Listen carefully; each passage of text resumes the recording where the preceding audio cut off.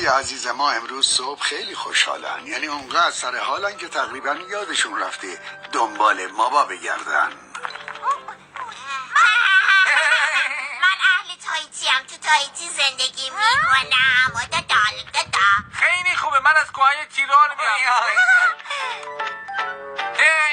ای وای کلاه من کجا رفت؟ گمش کردی. گله دوری کردن منم نیستم. تو هم گمش کردی.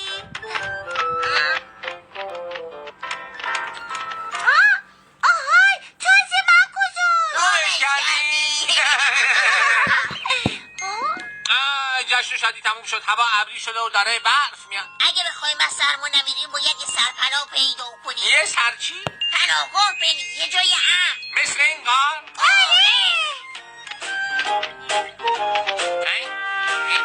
اینجوری بود که دوستای کوچولوی ما مجبور شدن یه پناهگاه پیدا کنن، اما قبل از اینکه بدون دعوت وارد غار بشن باید احتیاط بیشتری میکردن.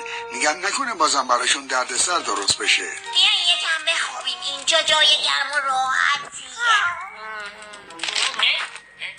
من یه صدایی شنیدم. آره منم همینطور. خب دیگه باید بخوابیم.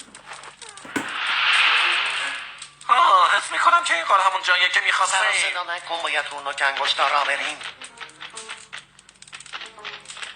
واسه خودشون گرفتن خوابیدن. شروع کن جیباشون رو بگرد.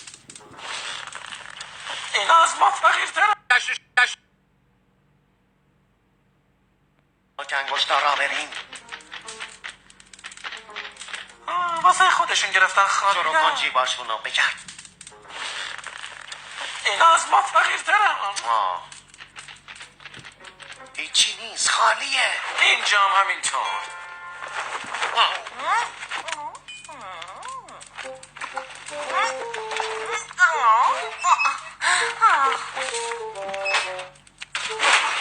نه این چی بود؟ کی اونجاست؟ بابا تو کی هستی؟ تو خونه من چی کار میکنی؟ فهمیدم اومدید که وسیله های منو بدزدید. نه خانم، ما فقط میخواستیم از هوای سرد فرار کنیم، ما دزد نیستیم. از اینجا برید، اینجا ملک خصوصی. ولی بیرون هوا سرده. به من هیچ ربطی نداره. اگه از اینجا نرید سگ پلیس رو خبر میکنم. سگ پلیس، سگ پلیس. خواهش میکنم نه. گفتم بیرون. خب این بجا بیا، منتظر چی هستی؟ چرا نمیایی؟ کسی از تکون نخوره. اینجا چه خبره؟ این سه تا بروجک اومدن خونه من دزدی. دروغ میگه. ما فقط سردمون. دستا بالا. اینا بیگناهن، چیزی تو جیبشون نیست. شما کی هستی؟ ما سردمون با. اومدیم اینجا که پناه بگیریم. میشه بگی چرا نقاب زدید؟ خب همینطوری زدیم. پس معلوم شد شما دزدید. میخواستید کسی نشناستتون؟ اینا مال کیه؟ مال منه.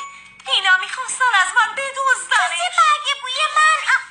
کلاه کوچولو. گردم بند گلی من. اینا مال شماست؟ برای آقای پلیس یه نفر از ما دزدیده بودشون. خب معلومه من بودم که دزدیدم. خجالت نمیکشی؟ دزدی واقعی خوبا هستن. آره درسته، شما دوتا بازداشت هستید. هیچ به نام قانون بازداشتتون میکنن. فرار فایده ای نداره، هر جا برید دنبالتون میام. شنیدید چی گفتم؟ برگردید.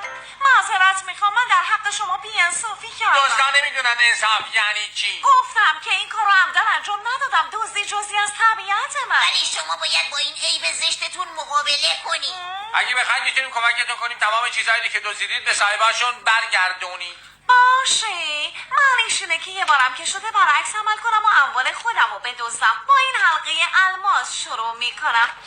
توی این فاصله شما میتونید اینجا کنار آتیش استراحت کنید. این ازاق دزد در باطن موجود شنید. آره، با منقارش میدزده، با قلبش نمیدزده. به خاطر همین بود که سگ پلیس دستگیرش نکرد. حالا باید بخوابیم، فردا راه درازی در پیش داریم. دوست پیداش میکنیم، خیالت راحت باشه بابا. قصه باید آخرش خوش باشه. تو دنیای حیرت انگیز طبیعت هیچ حیوانی واقعا گناهکار نیست. همه به غریزشون عمل میکنن. این روباهای بیچاره گرسنه بودن. همین.